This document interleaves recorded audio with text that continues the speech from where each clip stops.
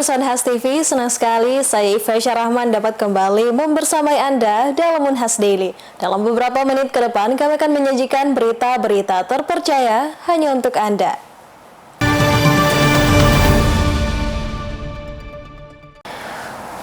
Pemirsa, program studi rekayasa kehutanan Fakultas Kehutanan Universitas Hasanuddin menggelar kuliah umum. Biodiversity Warrior dan kampanye lingkungan hidup efektif menjadi topik bahasan kuliah umum yang dibawakan Direktur Komunikasi dan Kemitraan Yayasan Kehati, Rika Anggraini. Kuliah umum yang digelar program studi rekayasa kehutanan berlangsung di Aula Fakultas Kehutanan Universitas Hasanuddin. Ratusan mahasiswa dari berbagai angkatan menghadiri kuliah umum yang digelar Rabu 29 Oktober 2025 sore. Direktur Komunikasi dan Kemitraan Yayasan Kehati, Rika Anggraini, hadir memberikan kuliah umum. Dalam paparannya, Rika menekankan pentingnya peran generasi muda dalam menjaga kelestarian lingkungan di tengah derasnya arus digitalisasi. Menurut Rika, menjadi agen perubahan harus memiliki sejumlah kemampuan, seperti kolaborasi yang efektif, kreatif, kepribadian yang dapat dipercaya, hingga kemampuan dan kemauan mempelajari sesuatu hal yang baru. Melalui studi kasus Biodiversity Warrior, Rika menunjukkan bagaimana komunitas anak muda dapat menjadi penggerak kampanye lingkungan hidup yang efektif lewat media sosial dan kegiatan berbasis aksi nyata di lapangan. Rika pun mengajak mahasiswa untuk memberikan kontribusi aktif dengan menciptakan konten edukatif dan gerakan yang menginspirasi masyarakat dalam menjaga keanekaragaman hayati Indonesia. Jadi ada paparan saya tentang bagaimana anak muda bisa menjadi agent of change di dunia digital saat ini terkait case study Biodiversity Warrior. Yang ingin saya sampaikan adalah mahasiswa dengan harus mempelajari karakteristik tentang bagaimana menjadi agent of change.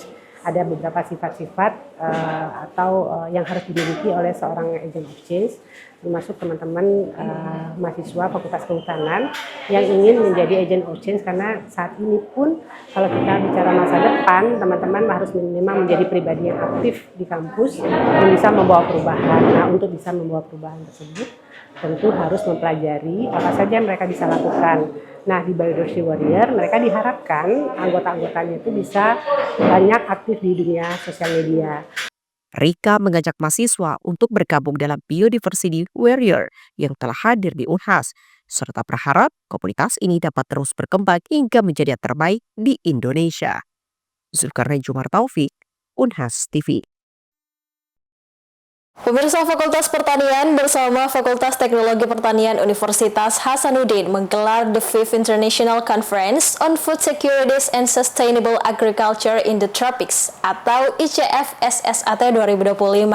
Konferensi internasional tersebut membahas inovasi ketahanan pangan dan pertanian berkelanjutan. Konferensi internasional The 5th International Conference on Food Security and Sustainable Agriculture in the Tropics atau ICF SSAT 2025 digelar di ruang Majelis Fakultas Pertanian Universitas Hasanuddin, Rabu 29 Oktober 2025. Kegiatan ini dibuka oleh Rektor Universitas Hasanuddin, Profesor Dr. Insinyur Jamaluddin Jompa, MSc. Kegiatan ini menghadirkan para peneliti, akademisi, dan praktisi dari berbagai negara untuk membahas inovasi ketahanan pangan dan pembangunan pertanian berkelanjutan di kawasan tropis. Dengan mengangkat tema Regenerative Agriculture for Sustainable Food Production and Environmental Restoration, kegiatan ini menjadi forum ilmiah strategis untuk merespon tantangan global terkait krisis pangan, degradasi lingkungan, perubahan iklim, serta keberlanjutan produksi pertanian. Dekan Fakultas Pertanian Universitas Hasanuddin, Profesor Dr. Insinyur Rismaneswati SPMP, menyebut konferensi ini merupakan bagian dari komitmen Unhas untuk memperkuat riset pertanian tropis melalui jejaring kolaborasi internasional. Konferensi ini terlaksana berkat kerjasama antara Fakultas Pertanian dan Fakultas Teknologi Pertanian. Dan tentu saja ini yang sudah yang kelima. Dan kita berharap akan ada international conference yang ke-6, ke-7 dan seterusnya. Dan untuk menjaga ini tetap bisa kita continue laksanakan, maka tentu saja kolaborasi dengan berbagai pihak harus tetap kita laksanakan, baik dengan pemerintah sendiri sebagai supporting, Kementerian Pertanian, Kementerian Pendidikan, dan juga tentu saja dari institusi sendiri yang dalam hal ini Hasanuddin University, dan kita menjalin kerjasama dengan universitas-universitas lain yang memiliki peringkat yang baik di Indonesia maupun yang ada di luar negeri. ICF SSAT 2025 menghadirkan sejumlah pembicara internasional dari lembaga riset dan universitas ternama di Indonesia dan dunia, di antaranya King South University, Humboldt Universitat Jerman, Grup Gen Bio Agriko Taiwan, University of Colombo Sri Lanka, Pachira Group, Universitas Gadjah Mada, Institut Pertanian Bogor, dan Universitas Hasanuddin. Diskusi ilmiah yang digelar tidak hanya membahas perkembangan riset di bidang teknologi pertanian tropis, tetapi juga mendorong penerapan inovasi yang berpihak pada keberlanjutan lingkungan dan kesejahteraan petani. Ketua Panitia ICF SSAT 2025, Profesor Insinyur Muhammad Arsyad SP MSI PhD menjelaskan, pemilihan tema dan arah konferensi tahun ini merupakan respon terhadap dinamika strategis sektor pertanian, baik secara nasional maupun global. Ia pun berharap pelaksanaan ICF SSAT 2025 mampu memberikan kontribusi nyata bagi pembangunan pertanian di Indonesia. Objektif utama dari pemilihan topik kali ini, satu, bahwa kita ingin merespons isu pembangunan pertanian, khususnya penanganan produksi pangan dan penanganan lingkungan. Itu yang pertama. Yang kedua, kita sungguh-sungguh ingin melakukan exchange, pertukaran inovasi, pertukaran teknologi dari berbagai negara yang diharapkan turut membantu penanganan produksi pangan dalam arti yang luas.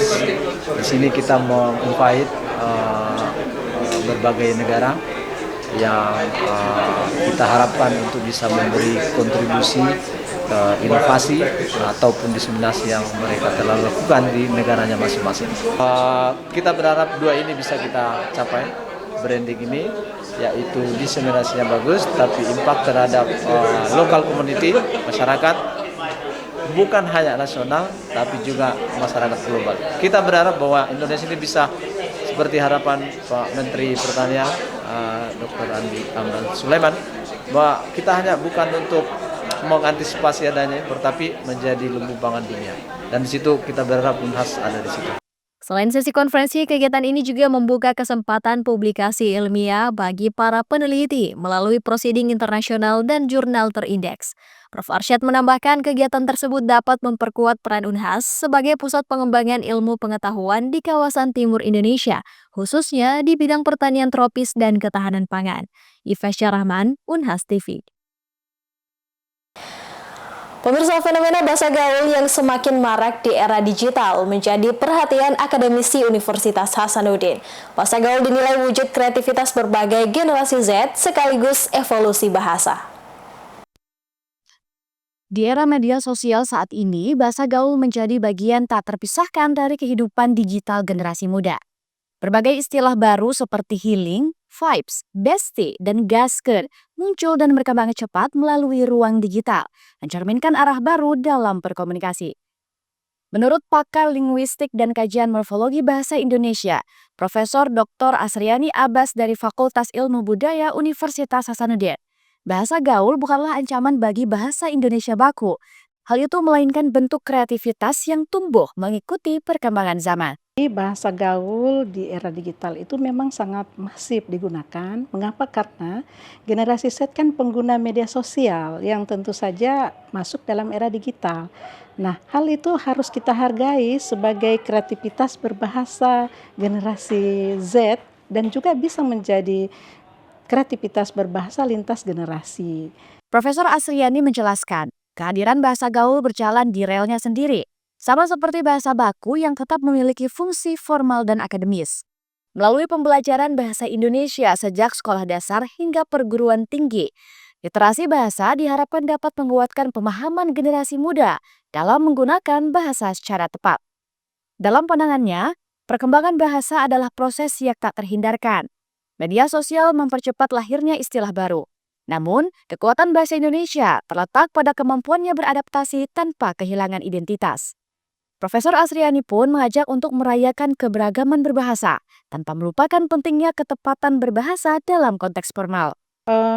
Itulah sebabnya bahasa Indonesia itu diajarkan pada mulai dari SD, SMP, SMA sampai perguruan tinggi, karena itu untuk memberikan penguatan kepada generasi yang akan datang bahwa bahasa Indonesia khususnya bahasa baku itu tidak boleh ditinggalkan.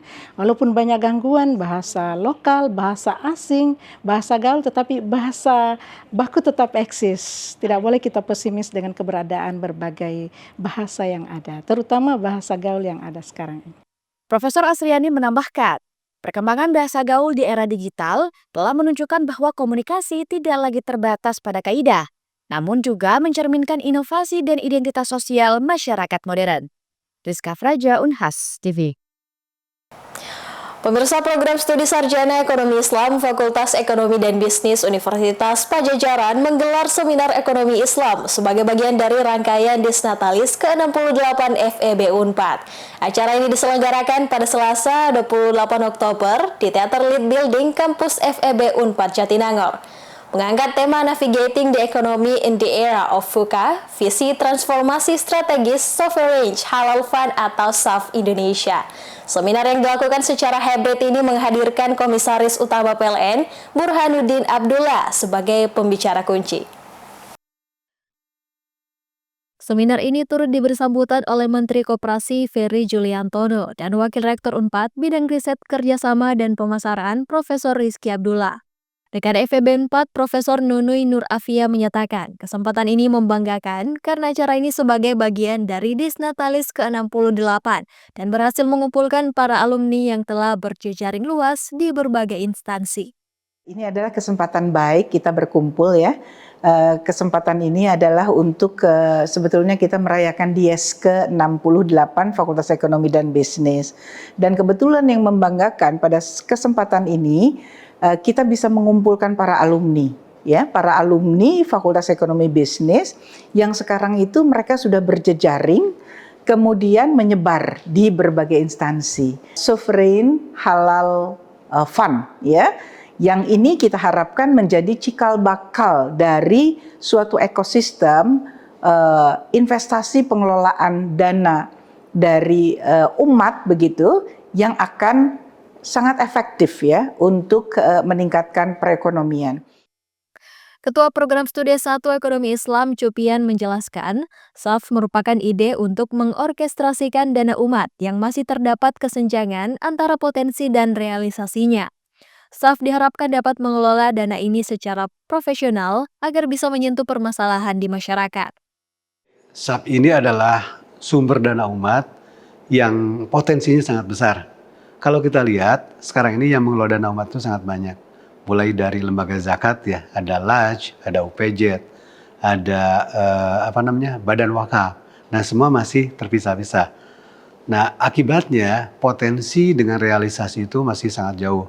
Katakanlah zakat, potensinya sekitar 300 triliun, tapi yang terkumpul tuh baru sekitar 1-3%-nya.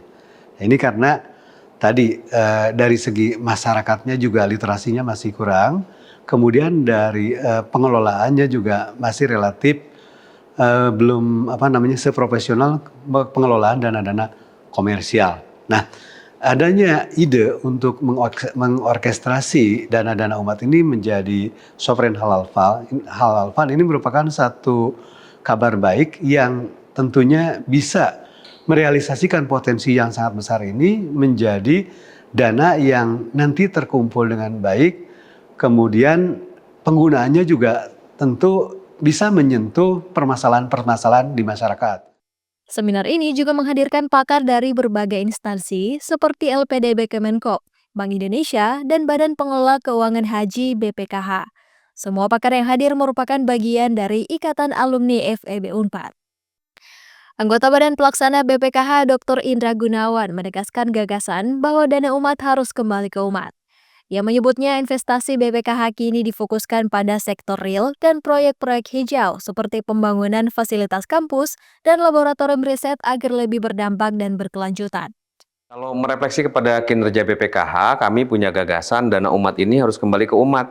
Jadi kami bekerjasama dengan pemerintah dan BUMN, semuanya merah putih, supaya dana yang terkonsolidasi ini bisa kembali ke masyarakat. Di antaranya, memang betul kemarin sempat viral ada pembangunan infrastruktur. Tapi kalau infrastruktur yang saya pilih itu mungkin banyak yang tidak lagi marah atau jadi polemik ya, karena kami memilih kampus-kampus perguruan tinggi Universitas Islam Negeri, madrasah-madrasah, ibtidaiyah, tsanawiyah, aliyah itu tingkat SD, SMP, SMA.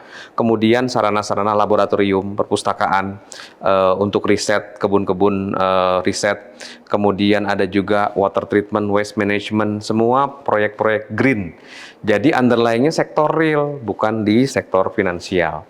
Jadi nggak kena gonjang-ganjing finansial, kita semua bisa sustain, berdampak kepada masyarakat. Seminar ini juga diisi dengan sesi tanggapan oleh guru besar dan para praktisi yang hadir. Diharapkan seminar ini dapat menghasilkan peta jalan akademis dan strategis untuk mendukung implementasi Sovereign Halal Fund yang berbasis SDGs di Indonesia. Dari Jatinangor, Sumedang, Tim Liputan Divian 4 TV melaporkan untuk Unhas TV. Pemirsa, informasi tadi sekaligus menutup perjumpaan kita hari ini. Jangan lupa untuk terus saksikan Unhas Daily hanya di Unhas TV. Saya Fasya Rahman mewakili kru yang bertugas pamit undur diri dan sampai jumpa.